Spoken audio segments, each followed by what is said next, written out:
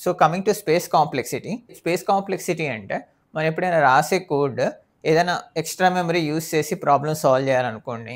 ఏదో ఒక ప్రాబ్లమ్‌లో మనం మన రిజల్ట్స్‌ని స్టోర్ చేయడానికి ఒక ఏరే తీసుకొని మనం ఆ ప్రాబ్లమ్ సాల్వ్ చేశామనుకోండి.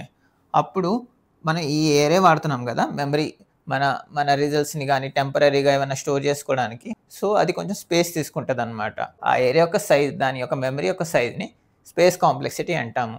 మనం ఎప్పుడైనా కోడ్ రాసేటప్పుడు ఒక ఎరేని మనం స్పేస్ యూజ్ చేసామనుకోండి. అప్పుడు ఆ ఎరే యొక్క లెంత్ ఎన్ ఉంటే దాని యొక్క స్పేస్ కాంప్లెక్సిటీ ఆర్డర్ ఆఫ్ ఎన్ అని ఉంటది. ఓకే. ఫర్ సపోజ్ మనం ఒక 2D ఎరే తీసుకున్నామనుకోండి. ఓకే. అప్పుడు దాని యొక్క space complexity order of N square ఉంటది. సో, ఈ టైమ్ కాంప్లెక్సిటీ, స్పేస్ కాంప్లెక్సిటీ ఎలా కాలిక్యులేట్ చేస్తాం అనేది డిఫరెంట్ లాంగ్ వీడియోలో చూద్దాము.